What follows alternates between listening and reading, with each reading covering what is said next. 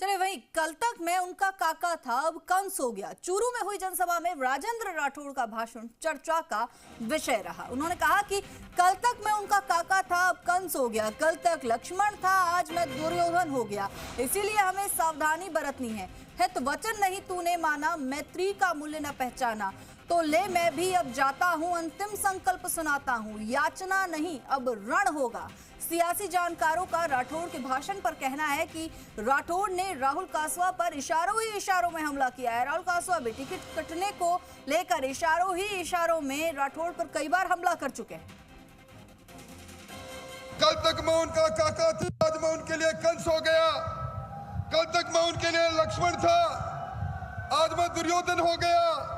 भाइयों, सावधानी बरतनी है और सब लोगों को मिलकर वोट देना है। मोदी जी का मैजिक है, डबल इंजन की सरकार है। और मैं तो दो बातें कहकर बात समाप्त करता हूं। हित वचन तूने नहीं माना, हित वचन तूने नहीं माना, मैत्री का मूल्य नहीं पहचाना, तो ले मैं अब भी आ जाता हूं, अंतिम संकल्प सुनाता हूं, याचना नहीं अब ऋण होगा, जीवन जय या मरण होगा। ये चुनाव देवेंद्र झाझड़िया का चुनाव, सुपगढ़ का चुनाव, सब जने देवेंद्र झाझड़िया सुपगढ़ मिलकर इस इलाके में अलग जगह दें। चलिए खबर पर और अधिक जानकारी के लिए हमारे सहयोगी विष्णु शर्मा हमारे साथ जुड़ चुके हैं। विष्णु, आज की चुनावी सभा में राजेंद्र राठौड़ के अंदर का कवि भी बाहर निकला और एक कविता के माध्यम से उन्होंने राहुल कासवा पर जमकर निशाना साधा।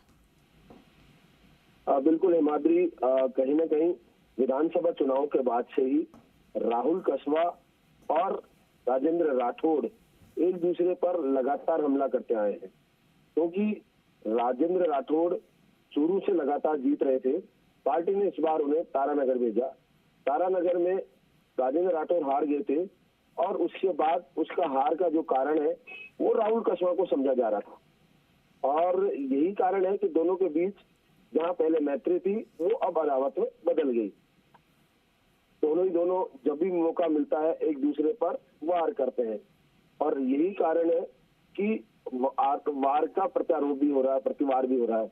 आज राजेंद्र राठौड़ ने इसी बात को लेकर जिक्र किया, हालांकि उन्होंने राहुल कासवा का नाम नहीं लिया, लेकिन जो तमाम सभा में मौजूद थे या जो इस बात को जानते हैं दोनों के बीच में, वो उन्होंने इसको साफ समझा कि ये जो हमला था, इशारा था, वो राहुल कासवा पे था, क्योंकि राहुल कासवा बीजेपी में थे, अब कांग्रेस में चले गए। दोनों के बीच अच्छा तालमेल था परिवार राठौड़ के इनके बीच में, तो राठौड़ की हार का जिम्मेदार कासवा को समझा जाता है। तब उन्होंने कहा, भगवान श्री कृष्ण की जो युक्तियां थी कि यहाँ पर जब महाभारत में वो जाते हैं कि अब याचना नहीं रण होगा, यानी उन्होंने अपना मैत्री बताया, धर्म निभाया, सब कुछ है, उसके बावजूद उन्हें हराया। इन तमाम बातों को लेकर आज उन्होंने ये अपनी बात की जो पीड़ा थी वो रखी, क्योंकि कंस के बारे में हवाला दिया कि काका नहीं कंस हो गया। पहले उन्होंने जो राजेंद्र राठौड़ राहुल कासवा के पिता थे वो राम सिंह, उनको दोनों के बीच में अच्छी मित्रता है, उनको लेकर काका मतलब अंकल इनको राजेंद्र राठौड़ को बोलते थे राहुल कासवा। लेकिन अब ये जो अदावत दिखाई दे रही है उसको लेकर वो साफ उनके मन में जो पीड़ा थी वो दिखाई दी, उन्होंने आज इसको लेकर मतदाताओं के सामने भी रखी। और वही बात अगर यहाँ लगातार जो आई सामने, प्रधानमंत्री ने भी लगातार झाझड़िया परिवार से अपना संबोधन नाता बताया 2.5 साल पुराना, और उसको लेकर ही कहा कि वो किसान परिवार से आते हैं और यहाँ उन्होंने तमाम उनकी माँ की जो सरलता, सादगी सब बताई। तो कहीं ना कहीं प्रधानमंत्री झाझड़िया से जो रिश्ता जोड़ने का है उसका तमाम प्रभाव पूरे जो लोग उपस्थित थे, कार्यकर्ता उपस्थित थे, उन पर पड़े।